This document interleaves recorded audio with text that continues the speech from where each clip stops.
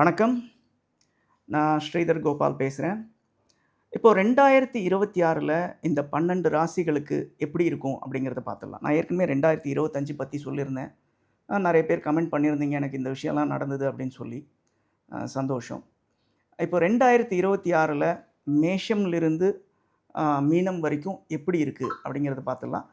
இப்போ கடகராசிக்காரங்களுக்கு 2026 எப்படி இருக்கும்னு பார்த்துடலாம். நான் கரெக்ட்டா சொல்லிடுறேன். எந்த டைம்ல நல்லா இருக்கு, எந்த டைம்ல நல்லா இல்ல அப்படிங்கிறத சொல்லிடுறேன். நோட் பண்ணி வச்சுக்கோங்க. கடகராசி பொறுத்தவரைக்கும் இவங்க நீங்க பார்த்தீங்கன்னா ரொம்ப எமோஷனலானவங்க. எந்த ஒரு விஷயத்தையுமே வந்து லாஜிக்கலா பார்க்கறத விட எமோஷனலா தான் நீங்க பார்ப்பீங்க. ஏன்னா கடகன்றது வந்து ஒரு நீர் ராசி. உங்களுடைய ராசியாதிபதி வந்து சந்திரன். அதுவும் ஒரு நீர் கிரகம். ஸோ எல்லாத்தையுமே வந்து ஒரு எமோஷனல் பெர்ஸ்பெக்டிவ்ல தான் நீங்க பார்ப்பீங்க. நீங்க யூ ஆர் வெரி எமோஷனல்.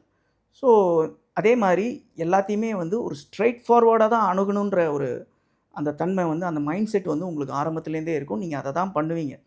நீங்க ஸ்ட்ரகிள் பண்ணா கூட நான் ஸ்ட்ரெய்ட் ஃபார்வர்டா தான் போவேன் அப்படின்னு சொல்லக்கூடிய நீங்க ஒரு கேரக்டர் தான் நீங்க. அப்பேற்பட்ட கடகராசிக்கு 2026 எப்படி இருக்கும்? 2026 பொறுத்தவரைக்கும் உங்களுக்கு வந்து ரொம்ப பிரமாதமான வருஷம்னு நான் சொல்ல மாட்டேன். மோசமான வருஷம்னும் சொல்ல மாட்டேன். 2025 விட பெட்டர் தான். பட் இருந்தாலும் 2026 வந்து உங்களுக்கு வந்து ரொம்ப பிரமாதமான பாசிட்டிவ் ரிசல்ட்ஸை கொடுக்கக்கூடிய டைம் கிடையாது. அது காரணம் என்னன்னு கேட்டிங்கன்னா, ஆல்ரெடி உங்களோட குரு வந்து இப்போ 12ஆம் இடத்துல இருக்கார். குரு 12ஆம் இடத்துல இருக்கும்போது உங்களுக்கு என்ன பிரச்சனைன்னு கேட்டிங்கன்னா, ஹெல்த் ரீதியான ஏதாவது ஒரு தொந்தரவுகளை கொடுத்துக்கிட்டே இருப்பார். உங்களுக்கு இல்லைன்னாலும் உங்கள் வீட்டில் ஒய்ஃபுக்கோ இல்லை அப்பா அம்மாக்கோ குழந்தைகளுக்கோ யாருக்காவது ஒரு வந்து இந்த ஹெல்த் ரீதியான செலவுகள் நீங்கள் பண்ணிகிட்டே இருந்திருப்பீங்க. இந்த ஜூன் மாதத்துக்கு அப்புறம் இந்த 2025 ஜூன் மாதத்துக்கு அப்புறமாவே நீங்கள் அதை ஃபீல் பண்ணியிருப்பீங்க. நிச்சயமாக அதை நீங்கள் உணர்ந்திருப்பீங்க. அதுக்கு அடுத்தது பார்த்தீங்கன்னா 2026 ஜூன் மாதம் தான் உங்களுக்கு வந்து ஆக்சுவலி குரு வந்து பெயர்ச்சி ஆகுறாரு.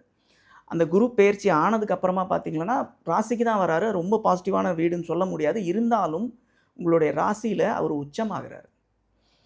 உங்களோட ராசியில் அவருக்கு உச்சமாகும் பட்சத்தில் நிச்சயமாக வந்து உங்களுக்கு பாசிட்டிவான ரிசல்ட்ஸ் தான் தருவார். அதாவது ஜூன் மாதத்துக்கு அப்புறமா நான் சொல்கிறேன். அதுக்கப்புறமா இப்போ ஆல்ரெடி உங்களோட சனி வந்து 9ஆம் இடத்துல இருக்கார். 9ஆம் இடத்துல சனி இருக்கும்போது 12ஆம் இடத்துல குரு, 9ஆம் இடத்துல சனி. 9ஆம் இடத்துல சனி இருந்தாருன்னா உங்களுடைய லக்கை வந்து கட் பண்ணுவார். என்ன காரணம்னு கேட்டிங்கன்னா 9ஆம் இடம்ங்கிறது வந்து பாக்கியஸ்தானம். அந்த பாக்கியஸ்தானத்தில் சனீஸ்வரன் இருக்கிற வரையிலும் உங்களுடைய லக்கை வந்து நிச்சயமாக கட் பண்ணுவார். ஏதோ ஒரு விதத்தில் பக்கத்தில் வந்துடும், ஏதோ ஒரு விதத்தில் தட்டி போயிடும். ஏன் அது அப்படிங்கிறதே உங்களுக்கு புரிஞ்சிருக்காது. இந்த 2025 மார்ச்லேருந்தே நீங்கள் அதை ஃபீல் பண்ணியிருப்பீங்க.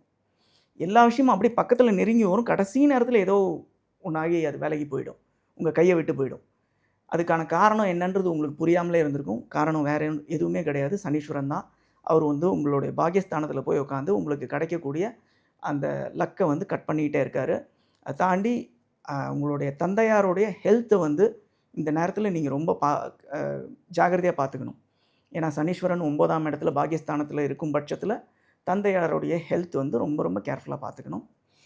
அதுக்கப்புறம் பார்த்தீங்கன்னா சனீஸ்வரன் வந்து இந்த ஜூலை மாதம் 2026 ஜூலை மாதம் அதிச்சாரமாகி மேஷ ராசிக்கு போகிறார். அதாவது உங்களுடைய 10ஆம் வீட்டுக்கு போகிறார். நவம்பர் 28 வரைக்கும் அந்த அதிச்சார வீட்டில் தான் இருக்கார். அப்படி இருக்கும் பட்சத்தில் 10ஆம் வீட்டில் சனீஸ்வரன் இருக்கிறது நல்ல விஷயம். இந்த ஒரு 3 மாதம் பார்த்தீங்கன்னு வச்சுக்கோங்களேன், உங்களுக்கு பாசிட்டிவான மாதங்கள் தான். தொழிலில் சொல்கிறேன். தொழிலில் ரொம்ப நாளாக எனக்கு வந்து இந்த விஷயம் வந்து தடங்கல் ஆகிட்டே இருக்கு, எனக்கு என்னன்னே தெரியல, எப்போ இதுக்கு ரிலீஃப் கிடைக்கும் அப்படின்னு பார்த்தீங்கன்னா, அந்த 3 மாதம் வந்து உங்களுக்கு பாசிட்டிவான டைம். நீங்கள் எது ட்ரை பண்ணுறதா இருந்தாலும் அந்த டைமில் ட்ரை பண்ணலாம். என்ன மாதிரி எஃபர்ட் உங்களோட ப்ரொஃபஷனில் போடுறதா இருந்தாலும் அந்த டைமில் போட்டு அதுக்கான முழு முயற்சி போட்டு ட்ரை பண்ணலாம். நிச்சயமாக பாசிட்டிவான ரிசல்ட்ஸ் தான் கிடைக்கும். ஏன்னா சனீஸ்வரன் 10ஆம் இடத்துக்கு வராரு. ரொம்ப விசேஷமான இடம் அது. ஸோ இதெல்லாம் நடக்கும். அதை தாண்டி நெகட்டிவாக நான் சொல்லக்கூடியது என்னென்னு பார்த்தீங்கன்னா, நெகட்டிவ்னு கிடையாது. நீங்கள் ஜாக்கிரதையாக இருக்கக்கூடிய வேண்டிய விஷயம் என்னென்னா, 8ஆம் இடத்துல உங்களுக்கு வந்து ராகு இருக்கார். 2ஆம் இடத்துல கேது இருக்கார். அப்படி இருக்கும் பட்சத்தில் ஃபஸ்ட்டு நான் ஏற்கனவே சொன்ன மாதிரி ஹெல்த் பார்த்துக்கோங்க.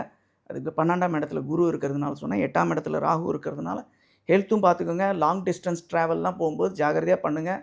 தேவையில்லாத ரிஸ்கெல்லாம் வந்து ட்ராவலிங் போது எடுக்க வேண்டாம். அதெல்லாம் பார்த்துக்கோங்க. ரொம்ப ரொம்ப கேர்ஃபுல்லாக இருங்க. வாகனங்களில் போகும்போது ரொம்ப கவனம் தேவை.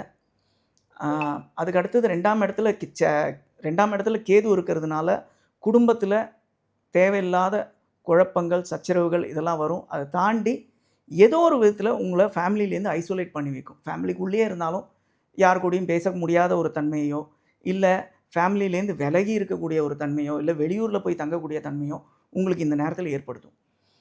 ஸோ அது வந்து பிகாஸ் ஆஃப் கேது தான். அது அடுத்த வருஷம் அப்படி இருக்குது. அதுக்கப்புறம் சரியாயிடும். அதை பற்றி பெருசாக யோசிச்சுக்க வேண்டிய அவசியம் கிடையாது. ஸோ இதுதான் நான் வந்து கடகராசிக்கு சொல்ல விரும்புறது. இதை மட்டும் நீங்கள் ஃபாலோ பண்ணுங்க. சிம்ம ராசிக்கு எப்படி இருக்கும்னு பார்த்துடலாம். சிம்ம ராசியை பொறுத்த வரைக்கும் எல்லாருக்குமே தெரியும், ரொம்ப போல்டானவங்க. எல்லாத்தையுமே ரொம்ப ஸ்ட்ரெயிட்டாக ஹேண்டில் பண்ணக்கூடிய தன்மை உடையவர்கள். அப்பேற்பட்ட சிம்ம ராசிக்கு 2026 எப்படி இருக்க போகுது? இந்த சிம்ம ராசி வந்து ரொம்ப தைரியமானவங்கன்னு சொல்லியிருந்தேன் இல்லையா?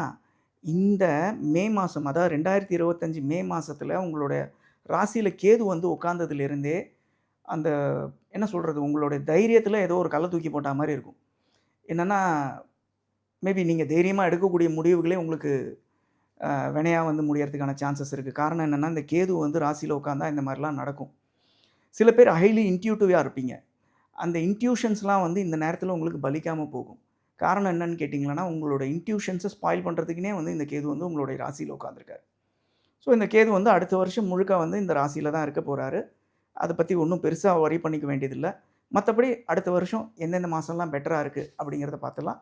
எந்தெந்த மாதம்லாம் ரொம்ப கேர்ஃபுல்லாக இருக்கணும் அப்படிங்கிறதையும் பார்த்துடலாம்.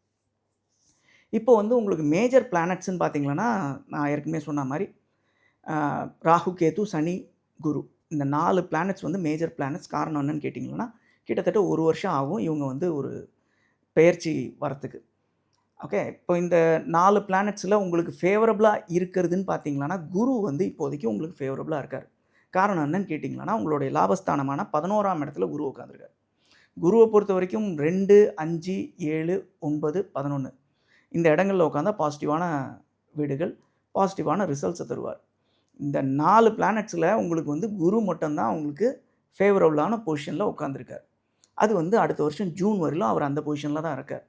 அதுக்கப்புறம் பார்த்தீங்கன்னா, இந்த ஏப்ரல் மாதம், ஏப்ரல் 14லேருந்து மே 15 வரலும் உங்களோட சூரியன் வந்து உச்சமாகிறார். அதாவது வந்து உங்களுடைய 9ஆம் இடத்துல, அதாவது பாக்யஸ்தானத்தில் போய் சூரியன் வந்து உச்சமாகிறாரு, உங்களுடைய ராசியாதிபதி. அப்படி இருக்கும் பட்சத்தில் நிச்சயமாக அது வந்து உங்களுக்கு நிச்சயமாக ஒரு பாசிட்டிவான ரிசல்ட்ஸை தான் தரும். ஏன்னா உங்களுடைய ராசியாதிபதி அதுவும் பாக்யஸ்தானத்தில் போய் உச்சமாகிறதுன்றது வந்து நிறைய நீங்கள் எதிர்பார்க்காத ஒரு சர்ப்ரைஸ்லாம் உங்களுக்கு அந்த மாதத்தில் நடக்கிறதுக்கான சான்சஸ் நிறைய இருக்குது. என்னதான் அஷ்டம சனியாக இருந்தாலும் அந்த ஒரு மாதம் வந்து உங்களுக்கு எக்ஸப்ஷனல், ஒரு விதிவிலக்கு தான். நிச்சயமாக நிறைய நல்ல விஷயங்கள் அந்த டைமில் வந்து உங்களுக்கு நடக்கும். நீங்களாகவும் அதுக்காக நிறைய எஃபர்ட்ஸ் போடலாம். உங்களுக்கு பாசிட்டிவ் ரிசல்ட்ஸ் கிடைக்கும். அதுக்கு அடுத்தது பார்த்தீங்கன்னா, ஆகஸ்ட் மாதம் முழுக்க உங்களுடைய ராசியாதிபதி உங்களுடைய ராசியிலேயே வந்து உட்கார்றார். அப்படி உட்காரும் பட்சத்தில் அந்த ஆகஸ்ட் மாதமும் உங்களுக்கு பாசிட்டிவான ரிசல்ட்ஸ் தான் தரும். அதுக்கு அடுத்தது நெகட்டிவ்னு பார்த்தீங்கன்னா, குரு வந்து இப்போ உங்களுக்கு பாசிட்டிவாக இருக்கார். குரு ஒருத்தர் தான் இங்கே இப்போதைக்கு உங்களுக்கு பாசிட்டிவாக இருக்கார். அந்த குரு வந்து இந்த ஜூன் மாதத்துக்கு அப்புறமா வந்து உங்களுடைய 12ஆம் வீட்டுக்கு வராரு. 12ஆம் வீடுங்கிறது ஹாஸ்பிட்டலைசேஷன்னு சொல்லுவாங்க, விரயஸ்தானம்னு சொல்லுவாங்க, நிறைய விஷயங்கள், ஹவுஸ் ஆஃப் லாஸ்ன்னு சொல்லலாம். ஸோ அந்த 12ஆம் வீட்டுக்கு வரும்போது நீங்கள் இன்னுமே ரொம்ப கேர்ஃபுல்லாக இருக்கணும்.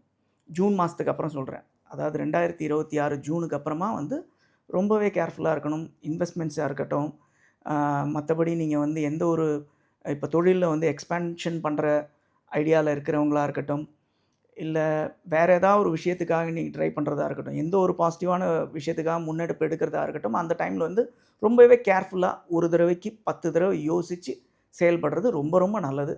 நீங்கள் ரொம்ப தைரியசாலிகள் தான். அந்த நேரத்தில் வந்து தைரியத்தை மட்டும் நம்பாமல் கொஞ்சம் நிதானமாக, விவேகமாக யோசித்து முடிவு எடுக்கிறது ரொம்ப ரொம்ப நல்ல ரிசல்ட்ஸ் தரும். அதை தாண்டி பார்த்தீங்கன்னா, சனி வந்து உங்களுடைய அஷ்டமஸ்தானத்தில் இருக்கார்.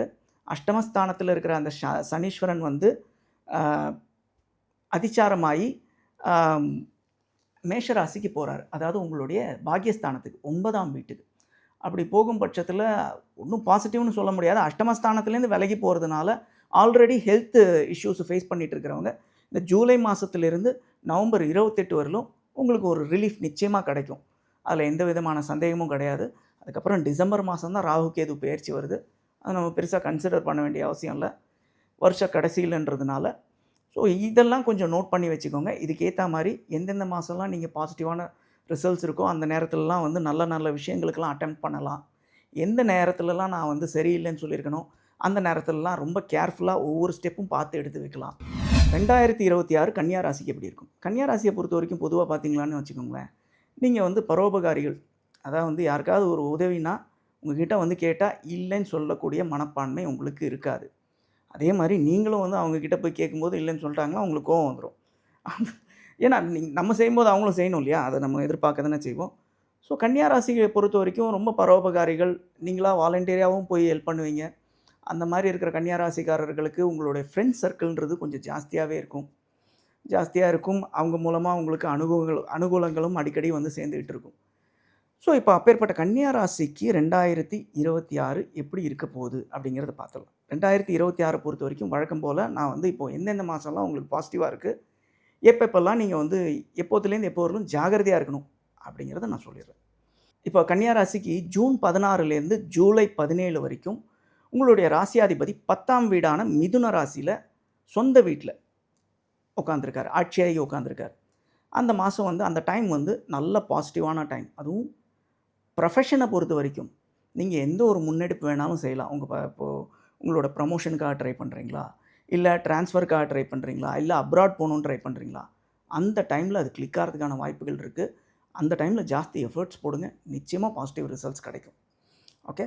அடுத்தது வந்து பார்த்தீங்கன்னா, செப்டம்பர் 15லிருந்து நவம்பர் 16 வரைக்கும், அதாவது வந்து செப்டம்பர் 17 வந்து அவர் வந்து கன்னியா ராசியிலேயே என்டர் ஆகுறாரு. கன்னியா ராசின்றது வந்து அ அவருக்கு வந்து பாசிட்டிவான வீடு. காரணம் என்னன்னு கேட்டீங்கன்னா, ஆட்சி உச்சமாகுறார் புதன். ஆட்சி உச்சமாகுறாரு. அதுக்கு அடுத்து வந்து 2ஆம் வீடான சுக்கிரன் வீட்டுக்கு போறாரு. அது ஃப்ரெண்ட்லி ஹவுஸ், தனஸ்தானம். ஸோ அதுவும் வந்து உங்களுக்கு பாசிட்டிவான வீடு தான். ஸோ இந்த 2 மாசம் வந்து நிச்சயமா உங்களுக்கு பாசிட்டிவான ரிசல்ட்ஸ் தான் தருவாரு. ஸோ இந்த 3 மாசம் வந்து நிச்சயமா பாசிட்டிவான ரிசல்ட்ஸ் இருக்கும். அதுக்கு அடுத்தது பார்த்தீங்கன்னா, உங்களுக்கு நெகட்டிவ் பத்தி சொல்லிடுறேன். நெகட்டிவ்னா ஜாக்கிரதையா இருக்க வேண்டிய விஷயங்களெல்லாம் பத்தி கொஞ்சம் சொல்லிடுறேன். ஆல்ரெடி இப்போ கண்டக சனி உங்களுக்கு போயிட்டுருக்கு. சனீஸ்வரன் வந்து 7ஆம் இடத்துல உட்காந்துருக்காரு. குரு வந்து 10ஆம் இடத்துல உட்காந்துருக்காரு. குரு 10ல் உட்காந்தா பதவி பறிபோகும்னு சொல்லுவாங்க. ஸோ உங்களுக்கு நீங்க அத ஃபீல் பண்ணியிருப்பீங்க. இந்த வருஷம் மே மாசத்திலிருந்தே 2025 மேலேருந்தே நீங்க அத ஃபீல் பண்ணியிருப்பீங்க. தொழில்ல நெறைய செட்பேக்ஸ் நீங்க ஃபேஸ் பண்ணியிருப்பீங்க இந்த வருஷம். நல்லா தான் போயிட்டு இருந்திருக்கும். திடீர்னு மே மாசத்துக்கு அப்புறமா நெறைய செட்பேக்ஸ் தொழில்ல நீங்க ஃபேஸ் பண்ணியிருப்பீங்க. அதுக்கு காரணம் வந்து குரு தான். அப்பேற்பட்ட குரு வந்து அடுத்த வருஷம் ஜூன் மாசத்துக்கு அப்புறமா 11ஆம் இடத்துக்கு உச்ச வீட்டுக்கு வரார். உங்களுடைய அதாவது வந்து அவருடைய உச்ச வீட்டுக்கு உங்களுடைய 11ஆம் இடத்துக்கு வராரு. 11ஆம் இடங்கிறது வந்து குருக்கு பாசிட்டிவான இடம். லாபஸ்தானம், ஆ மூத்த சகோதரம் இதெல்லாம் சொல்லுவாங்க. அப்பேற்பட்ட 11ஆம் வீட்டுக்கு குரு வந்து உச்ச வீட்டுக்கு வர்றதுலேருந்து உங்களோட டைம் வந்து ரொம்பவே பிரமாதமா இருக்குன்னு சொல்லலாம். தொழில்லயா இருக்கட்டும், இன்வெஸ்ட்மெண்ட்ஸ்லயா இருக்கட்டும், ரொம்ப நாளா வீடு வாங்கணும்னு சொல்லி வெயிட் பண்ணிட்டு இருந்தவங்களா இருக்கட்டும், இல்ல வீட்ல ஒரு விசேஷம், அதாவது வந்து ரொம்ப நாளா கல்யாணம் பண்ண முடியல என் பையனுக்கு, இல்ல எனக்கே கல்யாணம் ஆகல, ரொம்ப நாளா பார்த்துட்டுருக்கேன், தடங்கல்கள் நெறைய வந்துட்டுருக்கு அப்படின்னு சொல்றவங்களா இருக்கட்டும், குழந்தை பிறப்புக்காக வெயிட் பண்ணிட்டு இருந்தவங்களா இருக்கட்டும், இது எல்லா விஷயத்திலயும் குரு வந்து பாசிட்டிவான ரிசல்ட்ஸ நிச்சயமா தருவாரு. ஏன்னா 11ஆம் இடமான லாபஸ்தானத்தில உச்ச வீட்ல வந்து உட்கார்றாரு. அதுதான் உங்களுக்கு இருக்கிறதுலயே பெஸ்ட் டைம் இந்த மாரி சுபகாரியங்கள் நடக்கிறதுக்கெல்லாம். ஸோ அந்த டைம்ல வந்து அதுக்கான எஃபர்ட்ஸ போடுங்க. ஜூன் மாசத்துக்கு அப்புறமா நான் சொல்றேன். டெஃபினட்டா உங்களுக்கு வந்து பாசிட்டிவ் ரிசல்ட்ஸ் கிடைக்கும். அதே நேரத்தில இன்னும் ஒரு சின்ன ஒரு நெருடல் இருக்கு. அந்த டைம்லயே ஒரு 3 மாசம் ஜூலை மாசத்திலிருந்து அடுத்த வருஷம் ஜூலை மாசத்திலிருந்து நவம்பர் 28 வரைக்கும் உங்களுடைய சனி வந்து 7ஆம் இடத்துலேருந்து அஷ்டமஸ்தானத்துக்கு அதிச்சாரமாகி போறார். அப்படி அஷ்டமஸ்தானத்துக்கு போகும்பொழுது சனீஸ்வரன் வந்து அஷ்டம சனி நடக்கும்போது என்னென்னலாம் நம்மளுக்கு தொந்தரவுகள குடுப்பாரோ, அதெல்லாம் குடுப்பாரு. அந்த 3 மாசம் மட்டும் அவர் அந்த இடத்துல இருக்காரு. அந்த 3 மாசம் மட்டும் கேர்ஃபுல்லா இருங்க. அதுக்கப்புறம் அவர் திரும்ப நார்மல் பொசிஷனுக்கு வந்துருவாரு. குருவும் வந்து பாசிட்டிவான ஒரு இதில தான் இருக்காரு. அதுக்கு அடுத்தது வந்து ராகு வந்து உங்களுக்கு 6ஆம் இடத்துல இருக்கார். ராகு 6ஆம் இடத்துல இருந்தா நல்லது ஆக்சுவலி. உங்களுடைய எதிரிகளெல்லாம் சப்ரஸ் பண்ணிடுவாரு. அவங்களே வந்து உங்களுக்கு உங்க கூட சண்டை போட வேணாம்னு சொல்லி விலகி போயிடுவாங்க. அந்த ஒரு தன்மைய ஏற்படுத்திருவாரு. அதுக்கு அடுத்தது வந்து 12ஆம் இடத்துல கேது இருக்காரு. கேது இருக்கிறதுனால ஹெல்த் கொஞ்சம் கேர்ஃபுல்லா பார்த்துக்கங்க. மத்தபடி வேற எதுவும் இல்ல. ஜூன் மாசத்துக்கு அப்புறம் டைம் ரொம்பவே நல்லா இருக்கு. அந்த 3 மாசத்த தவிர, அந்த நவம்பர் 28 வரைக்கும் கொஞ்சம் கேர்ஃபுல்லா இருங்க. அதுக்கப்புறம் ரொம்பவே பிரமாதமா இருக்கு. இதுதான் நான் கன்னியா ராசிக்கு சொல்ல விரும்புறேன். நன்றி.